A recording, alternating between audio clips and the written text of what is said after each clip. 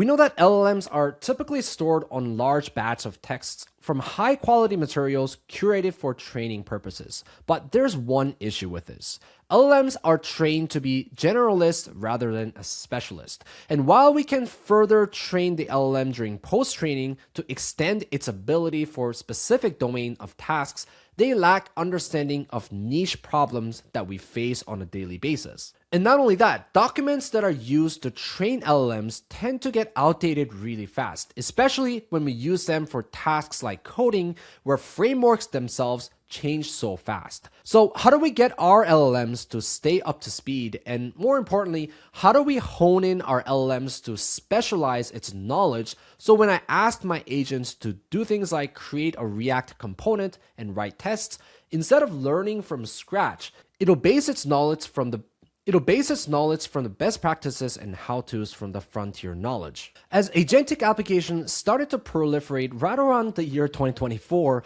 we started to use what's called skills. Skills went beyond prompting and tool calling, but it captures instructions, examples, best practices, and guidance for how the agent should follow for specific niche problems. Now, unlike prompts that are typically written to be sent directly inside the context window, skills are loaded on demand, which means you don't need to keep giving the same guidance across multiple conversations. Instead, the agent can actually just load relevant skills when the task matches it and keep the context window clean and focused on the central task, and essentially borrows the knowledge contained in the skills file and start relying on them. And this is how most agentic systems will implement under the hood, where given each user's prompt, the agent will then retrieve the relevant skills from its own repository and then load the skills into the context window to guide the LLM to work with the knowledge. For example, skills like PowerPoint, Word, and Excel are all distinct but niche skills that aren't typically loaded in the training data extensively,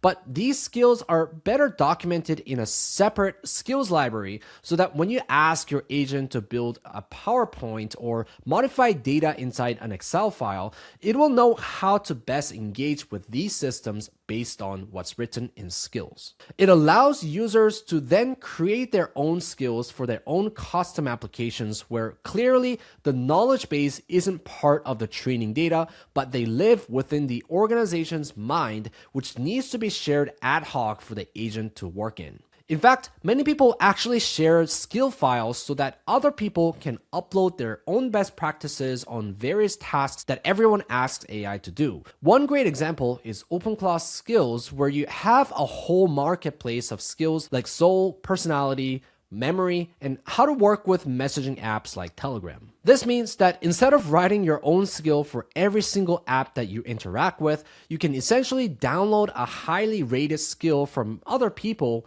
and start pairing your agent with the skills provided.